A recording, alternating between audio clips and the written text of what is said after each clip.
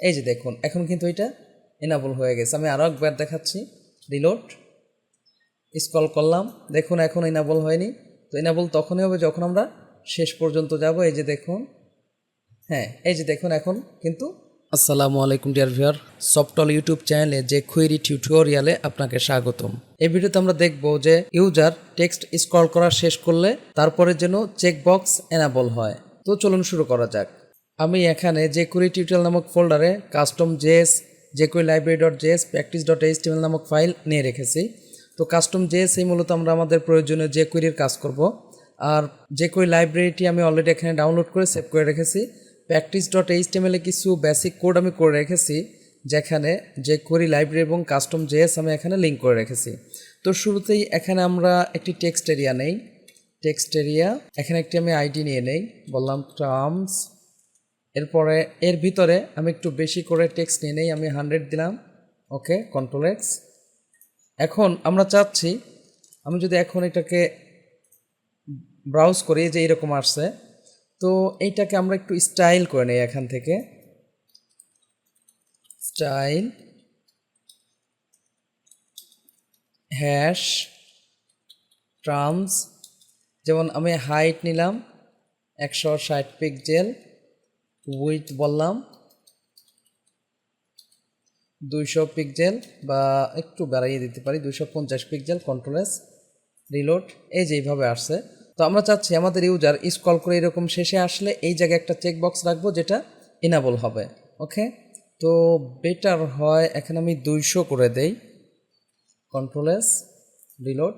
এই যে এইভাবে আসলো, ওকে। এর নিচে আমি একটি চেকবক্স রাখি, তো আমি এটাকে পিতে রাখলাম, যেগুলো উপর একটু স্পেস হয়। ইনপুট টাইপ আমি বললাম চেক বক্স।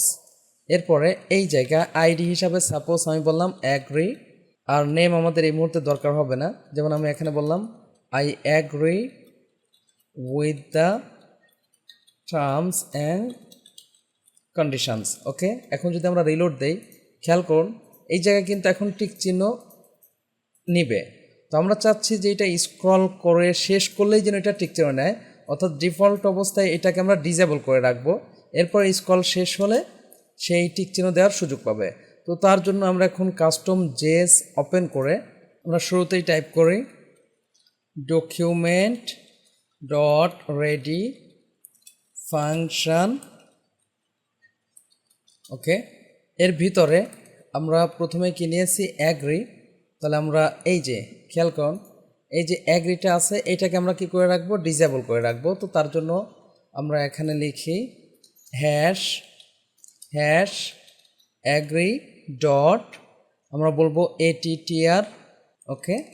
একটা অ্যাট্রিবিউট নিয়ে নিছি এখানে, তো অ্যাট্রিবিউট ডাবল টি হবে আর একটি কম হবে। এখানে আমরা বললাম ডিসেবলড কমা ডিসেবলড, কন্ট্রোল এস। এখন যদি আমরা রিলোড দিই তাহলে দেখবো যে এটা আর টিক চিহ্ন দেওয়া যাবে না ডিফল্টভাবে। আমি এখানে রিলোড দিলাম, খেয়াল করুন এটা কিন্তু আর টিক চিহ্ন নিচ্ছে না। তো আমরা চাচ্ছি যে এটাকে স্ক্রল করে নিচের দিকে আসলেই যেন টিক চিহ্ন দেওয়া যায়। তো তার জন্য আমাদের বেশ কিছু কাজ করতে হবে। এর জন্য আমরা খেয়াল করুন এখানে আমরা একটি আইডি নিয়েছি, আইডি নাম হচ্ছে টার্মস। এই আইডিটা ধরেই আমরা কাজ করব। তো এখানে আমি বললাম হ্যাশ টার্মস ডট স্ক্রল, আমরা স্ক্রল মেথড ইউজ করবো এর জন্য, ফাংশন অ্যানিমাস ফাংশন। এর ভিতরে আমরা যেই কাজটি করি, আগে যে আমাদের এই টেক্সট এরিয়া আছে এইটার হাইটটাকে আমরা একটু গ্র্যাব করব।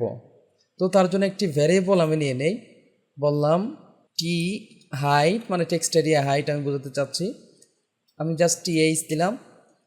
এর ভিতরে এখানে আমরা বলবো this dot scroll HEIGHT height, control S. তো আমরা দেখি যে আমাদের টিএইচ এর মধ্যে কোনো ভ্যালু আসছে কিনা, তার জন্য আমরা অ্যালার্ট ইউজ করতে পারি। এখানে আমরা বললাম টিএইচ, কন্ট্রোল এস, রিলোড। খেয়াল করুন আমি এখানে স্ক্রল করলে আমার এই অ্যালার্ট আসার কথা, এই যে দেখুন অ্যালার্ট আসছে কিন্তু এখানে আনডিফাইন্ড দেখাচ্ছে। তো আমরা যদি এখানে একটু দেখি alert TH $, this dot scroll HEIGHT height. তো তো এই জায়গায় আমাদের যে বিষয়টা হবে, এখানে আমরা এভাবে জিরো নিব, অর্থাৎ এই মুহূর্তে এইটা আমাদের একটি মাত্র এলিমেন্ট আছে। আমরা জানি পূর্বে ভিডিওগুলোতে দেখেছি যে এইভাবে ইনপুট ফিল্ডগুলো নিলে তার একটা ইন্ডেক্স দিয়ে থাকে, তাহলে এটা আমাদের এই মুহূর্তে জিরো ইন্ডেক্সে আছে। তো আমি আবার রিলোড দিচ্ছি, খেয়াল করুন। এই জন্য আমরা এখানে কি করে দিলাম, জিরো করে দিলাম, কন্ট্রোল এস, রিলোড।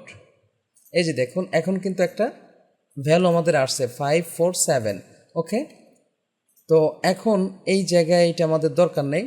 আমি এখানে আমরা একটা কাজ করি, এই যে এই জায়গায় একটা ফিডব্যাক রেখে দেই, যেখানে মূলত আমরা কি করতেছি, কি পাচ্ছি বা সেটার জন্য আমরা দেখতে পারি। তো তার জন্য এখানে আমি একটি ডিভ নিলাম, ডিভ আইডি, আমি বললাম ফিডব্যাক, যে কোনোভাবেই দেওয়া আইডি দেওয়া যেত। ওকে, এখানে এসে আমরা তাহলে বলি হ্যাশ ফিডব্যাক ডট, আমরা বললাম টেক্সট, আর এখানে আমরা বললাম টিএইচ, কন্ট্রোল এস। তো এই বিষয়টা কিন্তু এখানেই আমরা দেখতে পাবো। এই যে দেখুন স্ক্রল করার কারণে আমি এখানে রিলোড দেই, রিলোড। এই যে দেখুন এখানে কিন্তু আসছে। তো আমরা এখানে অন্য কোনো মেসেজ দেখাবো। তো তার আগে আমরা এখানে যেই কাজটি করি সেটা হচ্ছে যে ভার, আমরা স্ক্রল হাইট নামক আরও একটি ভেরিয়েবল নিয়ে নেই। এখানে এই যে আমাদের টেক্সট এরিয়ার যে হাইটটা আমরা নিয়ে রাখছি, সেই হাইটটা থেকে আমরা ইনার হাইট বাদ দিয়ে দেবো। তো তাহলে আমরা বলি টি এইচ মাইনাস, এই জায়গায় আমরা বলবো $, this dot inner HIGHT height. Okay, control S. তো এখানে আমরা তাহলে এবার টি স্ক্রল এইচের হাইটটা আমরা ভ্যালু দেখি। ওকে, রিলোড দিলাম। এই যে দেখুন, এই যে তার মানে এখন 383 আমাদের দেখাচ্ছে। এখন এটা তো আমরা বুঝতে পারলাম। এই মুহূর্তে আমরা আরও একটি ভেরিয়েবল নেব। আমি বললাম var, জাস্ট বললাম স্ক্রল টপ, অর্থাৎ ইউজার যখন স্ক্রল করে উপরের দিকে যাবে তার জন্য কি পরিমাণ শিখেছে সেই ভ্যালুটা এখান থেকে আমরা কালেক্ট করব। আমরা বললাম দিস ডট স্ক্রল টপ। ওকে, তাহলে আমরা দেখি স্ক্রল টপে আমাদের কি ভ্যালু পেলাম, কন্ট্রোল ভি, কন্ট্রোল এস।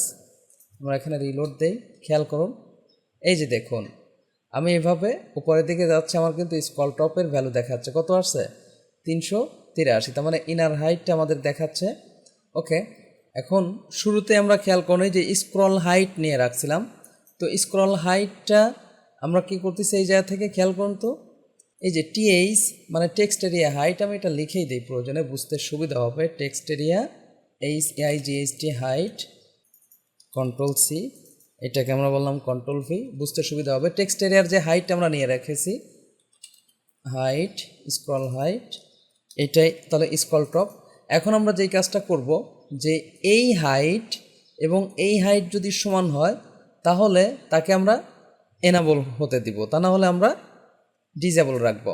তো তাহলে এটা আমার আর দরকার নেই, জাস্ট আমরা চেকিংয়ের জন্য রাখছিলাম। তাহলে আমরা বলি স্ক্রল টপ ইকুয়াল, আমরা যদি স্ক্রল হাইট অর্থাৎ ইউজার যে স্ক্রল করলো সেই হাইটটা যদি সমান হয়, তাহলে এখন আমরা যেই কাজটা করব, আমাদের অ্যাগ্রিতে যেই খেয়াল করুন এই যে ডিজেবল আমরা সেট করে রাখছিলাম, এটাকে আমরা রিমুভ করে দেব। তো তার জন্য ইউজ করব রিমুভ ATTR মেথডটি। তো এই জায়গায় জাস্ট আমরা বলবো ডিজেবল, কন্ট্রোল এস। এখন আমরা যদি এখানে এসে রিলোড দেই, ওকে, আমরা যদি এটা স্ক্রল করতে থাকি, খেয়াল করুন এটা কিন্তু এখন এনাবল নেই। তো স্ক্রল করে এখনও হয়নি, খেয়াল করুন এখনও হয়নি। এই যে দেখুন এখন কিন্তু এটা এনাবল হয়ে গেছে। আমি আরও একবার দেখাচ্ছি, রিলোড, স্ক্রল করলাম, দেখুন এখন এনাবল হয়নি। তো এনাবল তখনই হবে যখন আমরা শেষ পর্যন্ত যাব। এই যে দেখুন, হ্যাঁ এই যে দেখুন এখন কিন্তু টিক চিহ্ন দেওয়া যাচ্ছে। তো আশা করি বুঝতে পারছেন যে কিভাবে আমরা ইউজার পুরো টেক্সট স্ক্রল করার পর আমরা আমাদের বাটনটিকে এনাবল বা টিক চিহ্ন দেওয়ার ব্যবস্থা করতে পারি। যদি ভিডিওটি ভালো লাগে থাকে প্লিজ লাইক করবেন এবং কমেন্ট করে আপনার অনুভূতি জানাবেন। চ্যানেলটি সাবস্ক্রাইব করে না থাকেন প্লিজ সাবস্ক্রাইব করবেন। পরবর্তী ভিডিওতে দেখা হচ্ছে। আল্লাহ হাফেজ।